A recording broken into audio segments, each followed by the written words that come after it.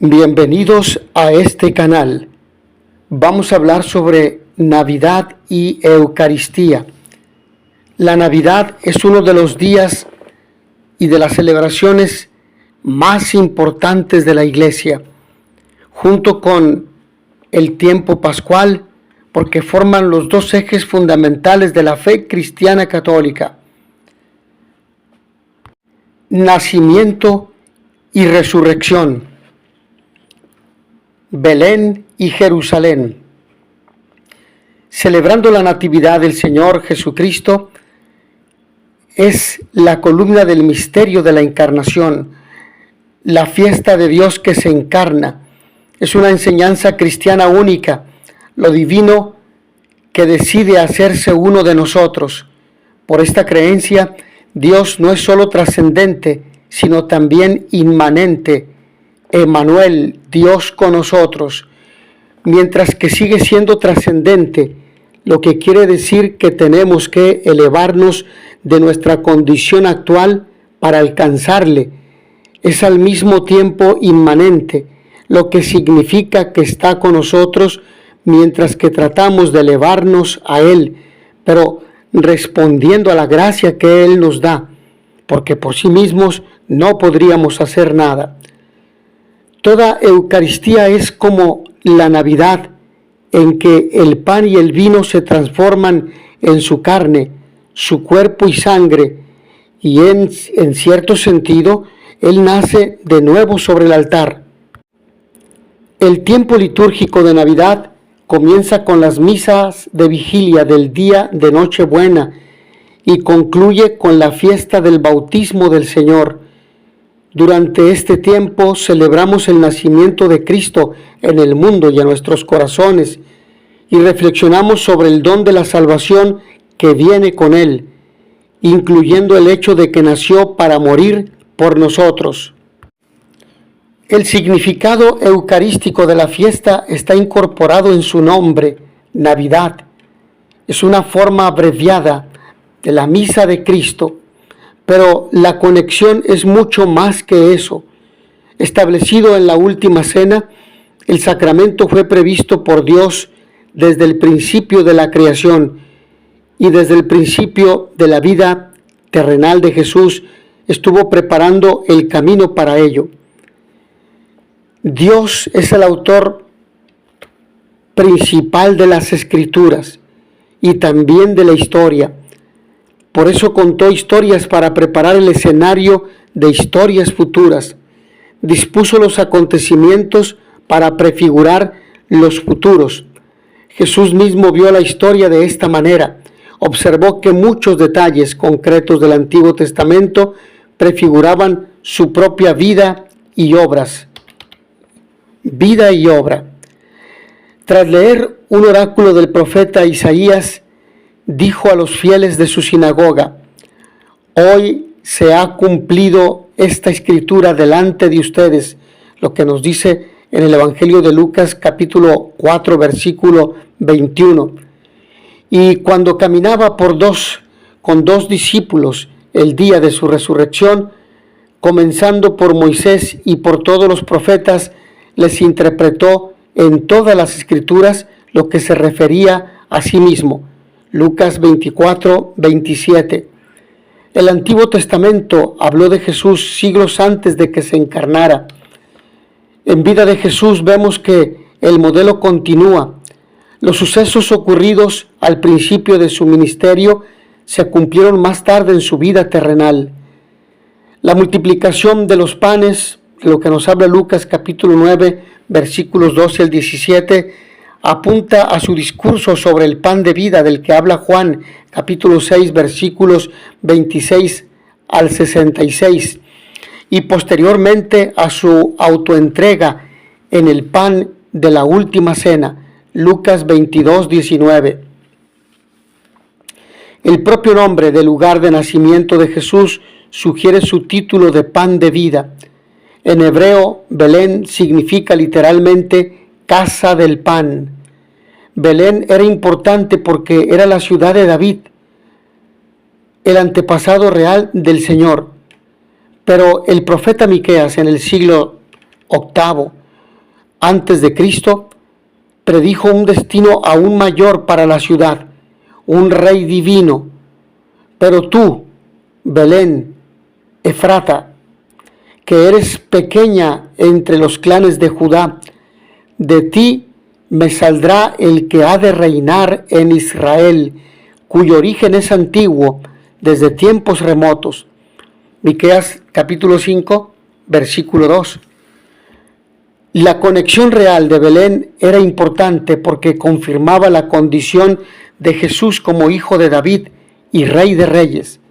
Pero ahora, en Jesús, el pan de vida, la ciudad realizaba su identidad más profunda. Fue en Belén donde el recién nacido fue colocado en un pesebre, un comedero lleno de grano, y su familia descansaba entre los animales porque no había sitio para ellos en la posada. Lucas 2:7. La palabra traducida como posada en Lucas 2:7 no es nada tan grandioso como un hotel o incluso un motel, es decir, un lugar cómodo. Cataluma, hebreo, significa literalmente aposento alto, y así se traduce más adelante en el Evangelio de Lucas, cuando denota el lugar donde Jesús instituyó la Eucaristía. Es como si aún no hubiera llegado el momento de la habitación superior. Llegaría con la última Pascua de Jesús. Las correspondencias no terminan ahí. María es honrada en la tradición cristiana como el Arca de la Alianza. Así se le llama en el último libro de la Biblia, el Apocalipsis, en el capítulo 11, versículos 9 al 12. El arca original contenía las reliquias del éxodo de Israel, incluida una vasija de maná, el pan milagroso enviado desde el cielo para sustentar al pueblo elegido durante su estancia en el desierto después de la salida de Egipto.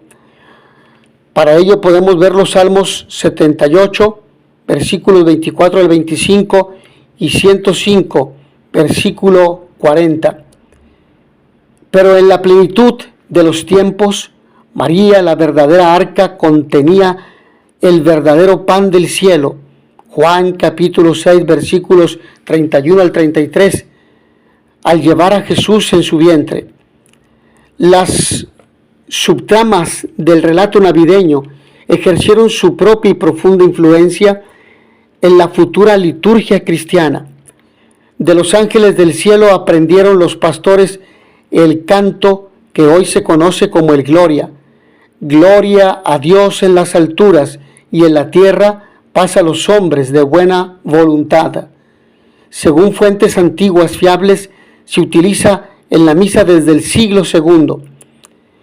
Los magos, por su parte, llevaban 3 regalos: oro, incienso y mirra, que la Iglesia asociaría más tarde con los sacramentos: oro para su cáliz y otros vasos sagrados, el copón por ejemplo, incienso en su incensario y mirra para la unción. Algunos estudiosos además creen que los pastores cercanos a Belén se encargaban de suministrar corderos para el sacrificio en el templo de Jerusalén. Si es así, entonces estos eran los corderos de Dios en los que Juan el Bautista vio la imagen del Mesías, el siervo sufriente de Dios, lo que nos dice el Evangelio de Juan en el capítulo 1, versículo 29 y 36. Y así hoy, en cada misa, la asamblea se dirige a Jesús con el título Cordero de Dios, que quitas los pecados del mundo, ten piedad de nosotros. Esta forma de leer la Biblia se llama tipología y fue practicada tanto por los profetas del Antiguo Testamento como por los apóstoles del Nuevo Testamento y por supuesto por Jesús. Los tipos anteriores anticipan el cumplimiento posterior. Los tipos encuentran su culminación no solo en el ministerio terrenal de Jesús, sino en los sacramentos de la Iglesia. El diluvio de Noé corresponde o es prefiguración del bautismo. Lo que nos dice el primer libro de Pedro, la primera carta católica de Pedro, en el capítulo 3, versículos 20 al 21. La unción medicinal encuentra su pleno significado en la unción sacramental de los enfermos, Marcos 6:13 y Santiago 5:14. Como sucede con estos sacramentos, así sucede con el mayor de los sacramentos, el Santísimo Sacramento, la Sagrada Eucaristía. Y como nos dice Concilio Vaticano II en Sacrosanctum Concilium, la Eucaristía, la comunión, es culmen y fuente de la vida cristiana. Toda la vida viene de ella y toda la vida cristiana confluye a ella, encuentra su sentido en ella. La Eucaristía es la que constituye la comunidad. La Eucaristía es la que la une.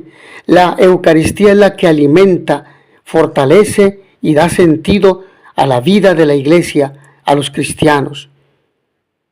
No debe sorprender, pues, que la Iglesia considere cada comunión como una Navidad, el advenimiento del Salvador, y cada Navidad como una fiesta eucarística.